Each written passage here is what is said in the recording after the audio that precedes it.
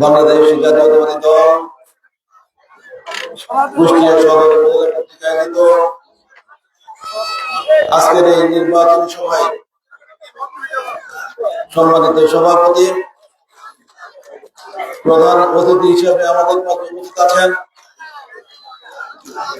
বাংলাদেশ জাতীয়তাবাদী দল কেন্দ্রীয় সংসদের স্থানীয় সরকার বিষয়ক সম্পাদক সাবেক এমপি জননেতা বীর মুক্তিযোদ্ধা অধ্যক্ষ সোহরাবউদ্দিন, বিশেষ অতিথি হিসেবে আমাদের মধ্যে উপস্থিত আছেন বাংলাদেশ জাতীয়তাবাদী দল কুষ্টিয়া জেলা শাখার সংগ্রামী আহ্বায়ক জননেতা কুতুবউদ্দিন আহমেদ। উপস্থিত আছেন বাংলাদেশ জাতীয়তাবাদী দল কুষ্টিয়া জেলা শাখার নেতৃবৃন্দ, কুষ্টিয়া সদর উপজেলা শাখার নেতৃবৃন্দ, অঙ্গ সহযোগী সংগঠনের নেতৃবৃন্দ এবং অত্র এলাকার জনতা। সংগ্রামী বন্ধুগণ, আমরা সবাই জানি ত্রয়োদশ জাতীয় সংসদ নির্বাচন অত্যাসন্ন। আজকে এই নির্বাচনী জনসভায় আজকের প্রচারণাই আমাদের শেষ প্রচারণা। 22 তারিখে আনুষ্ঠানিক প্রচারণা শুরু হওয়ার পর থেকে আমরা এই সদর উপজেলার বিভিন্ন পাড়া মহল্লা ইউনিয়ন ওয়ার্ডে আমরা দিয়েছি। আমরা দেখেছি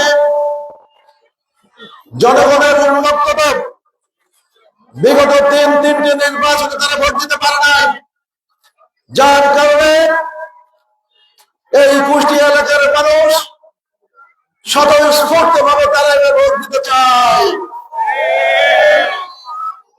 আগামী 12 তারিখে এই কুষ্টিয়ার মানুষ সবাই মিলে ভোট কেন্দ্রে যাবে এবং তারা সবাই ধানের শীষে ভোট দেবে ইনশাআল্লাহ।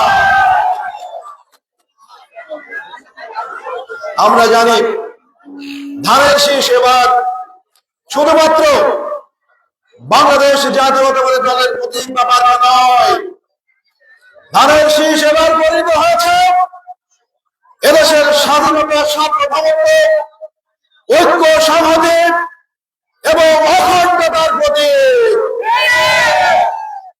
কারণ আমরা জানি এই দেশ স্বাধীন করেছে শহীদ রাষ্ট্রপতি জিয়াউর রহমান।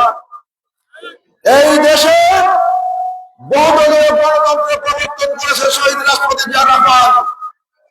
এই দেশে কৃষি এবং কৃষকের উন্নয়ন করেছে শহীদ রাষ্ট্রপতি জিয়াউর রহমান। এদেশের তরুণ যুবকদের কর্মসংস্থানের ব্যবস্থা করেছে শহীদ রাষ্ট্রপতি জিয়াউর রহমান। এই দেশকে অনেক শিল্পায়নে ভরে দিয়েছিলেন শহীদ রাষ্ট্রপতি জিয়াউর রহমান। এবং এই দেশে যে 1.5 কোটি তরুণ যুবক যারা প্রবাসে আছে, যারা ডলার পাঠিয়ে আমাদের বাংলাদেশকে এখানে বাঁচিয়ে রেখেছে, সেটাও করেছিলেন শহীদ রাষ্ট্রপতি জিয়াউর রহমান।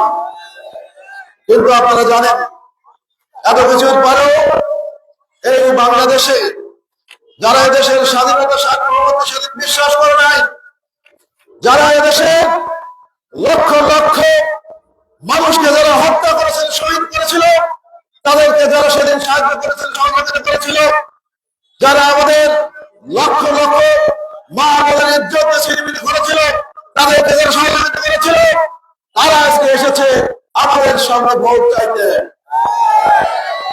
আজকে মহাবীর আলেকজান্ডারের একটা উক্তি আমার মনে পড়ে। তিনি যখন এই ভারতে এসেছিলেন, ভারতের মানুষের মন মানসিকতা দেখে তিনি একটা উক্তি করেছিলেন, তার সেনাপতিকে বলেছিলেন, হাই সেলুকাস, কি বিচিত্র এই দেশ, কি বিচিত্র এই দেশ, যারা এই দেশের স্বাধীনতা, সার্বভৌমত্ব বিশ্বাস করে না, যারা এই দেশ চায়নি, তারা এই দেশকে আজকে শাসন করতে চায়, ভোট চায়। সংগ্রামী বন্ধুগণ, আমরা বিভিন্ন প্রভাবে দিয়েছি, আমরা বিভিন্ন ইউনিয়ন আগে দিয়েছি, আমরা দেখেছি এদেশের মানুষ ওই রাজাকার আন্দোলন দিয়ে ভোট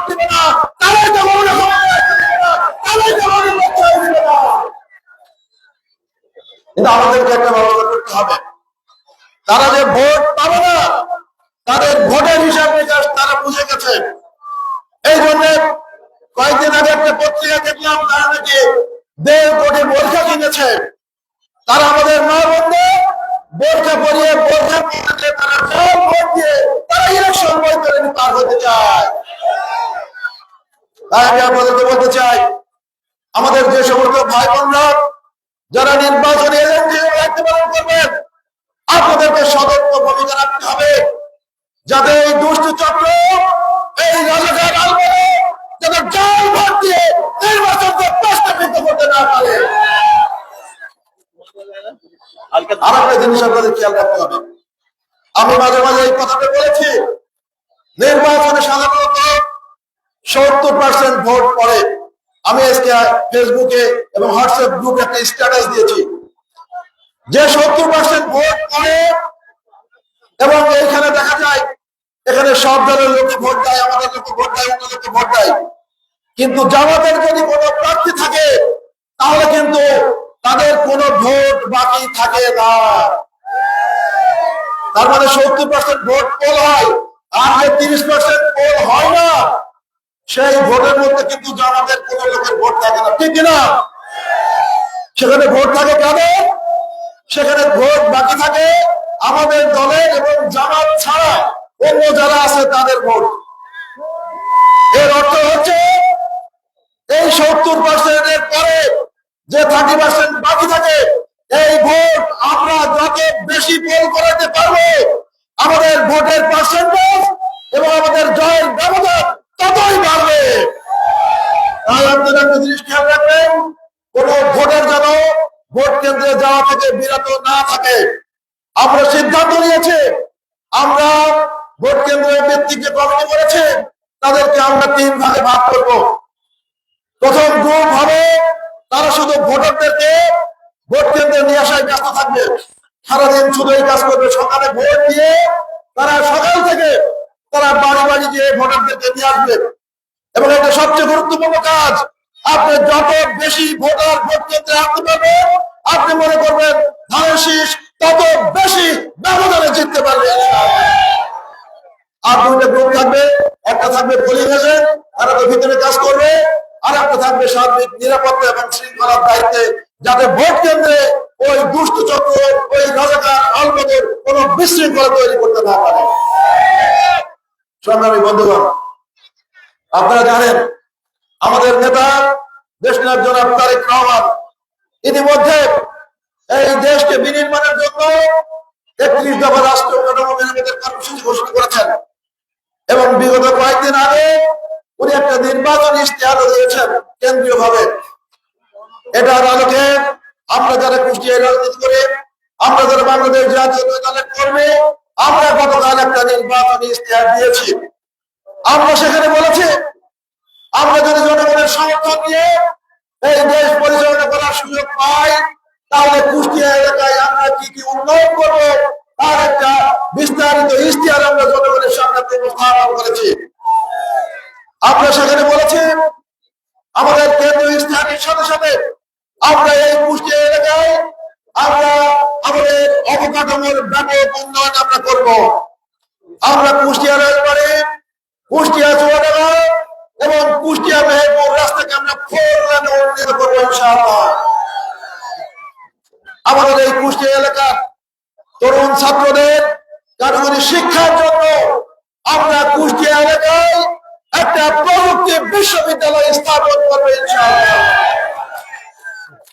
আপনারা জানেন আমাদের এই কুষ্টিয়া শহর একটা এক রাস্তার শহর, রেল লাইন কুষ্টিয়া শহরের মাঝখান দিয়ে গিয়েছে। আপনারা যারা শহরে যাতায়াত করেন আপনারা দেখেছেন, শহরে দিনের বেলায় যত রেলগাড়ি যায় প্রত্যেকবার যানজট হয়।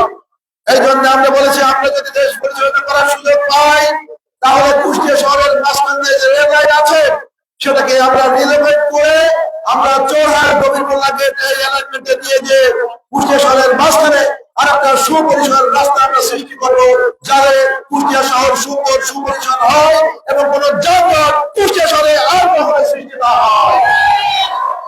এছাড়া আমরা কুষ্টিয়ার আমাদের যে হরিপুর ব্রিজ আছে, হরিপুর ব্রিজের পাশাপাশি গোড়ারঘাটের ব্রিজ, যে প্রস্তাবিত আছে ওটাকে ত্বরান্বিত করব এবং মাসুদ্রুমী ব্রিজ প্রস্তাবিত, হরিপুর ব্রিজ এবং আমাদের ঘোড়াঘাটের ব্রিজ, তিনটা ব্রিজকে আমরা নদীর দুই ধার দিয়ে 100 ফিট চওড়া রাস্তা করে আমরা একটা চক্রাকার রাস্তা সৃষ্টি করবো।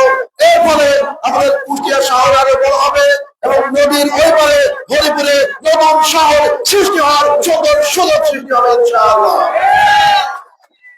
সংগ্রামী বন্ধুগণ, আমরা জানি আমাদের কুষ্টিয়া এলাকায় একটা 500 বেডের হসপিটাল আছে, মেডিকেল কলেজ হসপিটাল। এই হসপিটালটা এখন চালু হয়নি ভালোভাবে। আমরা এই হসপিটালকে আমরা পূর্ণাঙ্গ চালু করবো এবং আমাদের এখনকার যে হসপিটাল আছে জেনারেল হসপিটাল, আইসিইউ হসপিটাল, এটাকে আমরা সংস্কার করে আমরা কুষ্টিয়া এলাকায় আমাদের সরকারি বেসরকারি হসপিটালগুলোকে প্রাইভেট পাবলিক পার্টনারশিপ করে আমরা কুষ্টিয়া শহরকে একটা মেডিকেল হাবে পরিণত করবো, যাতে এই চুয়াডাঙ্গা, মেহেরপুর, ঝিনাইদহ, রাজবাড়ী এবং এই মাগুরা অঞ্চলের সমস্ত রোগীকে আমরা কুষ্টিয়া থেকে আমরা সার্ভিস দিতে পারি, সুচিকিৎসা দিতে পারি এবং এর ফলে কুষ্টিয়া থেকে কোনো মুমূর্ষু রোগী আর কোনোদিনও রাজশাহী বা ঢাকাতে কখনো করে রেফার করতে না হয়। সংগ্রামী বন্ধুগণ, আপনারা জানেন আমাদের এই কুষ্টিয়া কৃষি এবং কৃষক প্রধান এলাকা। আমরা কুষ্টিয়ার জেগে প্রজেক্টকে আমরা সংস্কার করার মাধ্যমে আমরা কৃষি এবং কৃষকের উন্নয়ন করবো এবং কেন্দ্রীয় ভাবে যে কৃষি কার্ড দেওয়ার কথা বলা হয়েছে, আমরা কুষ্টিয়া এলাকার প্রত্যেকটা কৃষক ভাইকে আমরা কৃষি কার্ড দিয়ে তাদেরকে আমরা উন্নত জাতের বীজ, সার এবং আমরা কৃষি সরঞ্জাম স্বল্প মূল্যে দেওয়ার ব্যবস্থা করবো। এর মাধ্যমে আমাদের কৃষক ভাইরা সুন্দর সুস্থ উন্নত জীবনের অধিকার হবে ইনশাআল্লাহ। চাই আমাদের সমাজের অর্ধেকের বেশি নারী, আমাদের নেতা দেশ তারিক রহমান বলেছেন আমরা দেশ পরিচালনার সুযোগ পেলে আমাদের মা বোনদের উন্নয়নের জন্য আমরা প্রতিটা পরিবারে একটি করে ফ্যামিলি কার্ড দিয়ে আমাদের মা বোনদেরকে স্বাবলম্বী করে আমরা প্রতিটা ঘর, প্রতিটা বাড়ি, প্রতিটা সমাজ এবং এই রাষ্ট্রের উন্নয়ন করবো।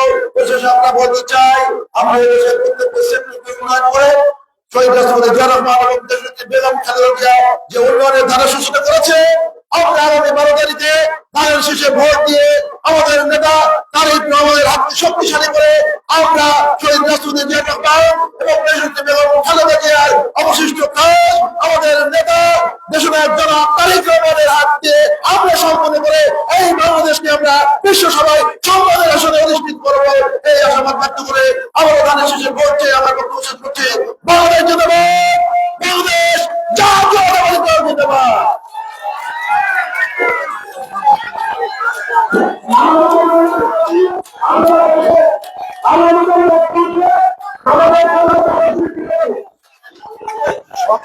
থাকবে তো আপনার